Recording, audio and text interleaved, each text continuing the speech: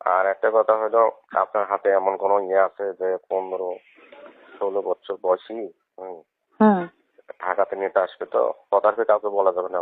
না না, যেটা নিষেধ করবেন সেটা কি আমি বলবো নাকি? বিএনপির এক নেতা সফরে যাবে, সে টেলিফোন করে বলছে, টেলিফোন তার অডিও সংলাপটা ভাইরাল হয়েছে, সে বলছে আমাদের এক বিএনপির নেতা আসবে, 15-16 বছরের একটা বাচ্চা মেয়ে জোগাড় করে রাখো।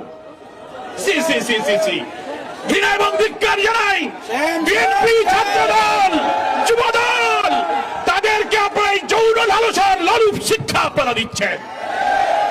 ধর্ষণ, যৌন বিকৃতি, যৌন উন্মাদনায় লালসা বিএনপির নেতাদের মধ্যে কি পরিমাণ তৈরি হয়েছে। নেতার সফর উপলক্ষে মেয়ের জোগাড় করতে হবে, এই যদি রাষ্ট্রীয় ক্ষমতায় থাকা দলের চরিত্র হয়, তো এই ধর্ষণ যারা করে, নৃশংসতা যারা করে, সব জায়গায় এই দলের লোকদের মদত এবং সাহায্য আছে। শুধু গ্রেফতার করে মানুষকে সামাল দিলে হবে না, এমন বিচার করতে হবে প্রত্যেকটি শিশুর পিতার হৃদয় যেন প্রশান্ত হয়।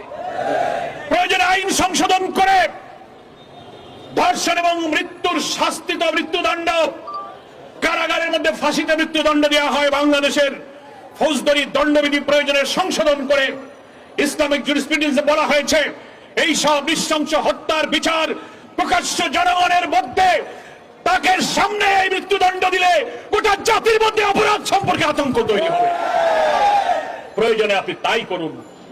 নৈতিক শিক্ষা, ইসলামী শিক্ষা, মানুষের অন্তরে আল্লাহর ভয়, আখিরাত পরকালের ভয় সৃষ্টি করার জন্য জামাত ইসলামী, আলেম ওলামারা যেখানে ইসলামী শিক্ষা নৈতিকতার কথা বলে আসে, তখনই আপনারা বলেন উনাদের উপরে জঙ্গিবাদের ভূত চেপেছে।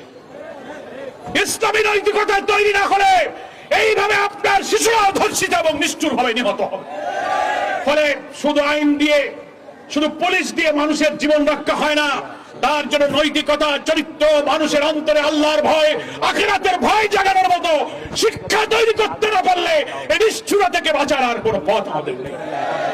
প্রিয় ভাইরা আমার, আজকের সভাপতি আপনাদের কাছে অনুরোধ করেছেন আমরা আমাদের এই ছোট্ট কন্যার হত্যার প্রতিবাদে কিছুটা বিবেককে সান্ত্বনা দেওয়ার জন্য অন্তত বিক্ষোভ করে অন্তত হৃদয়টাকে প্রশান্ত করব।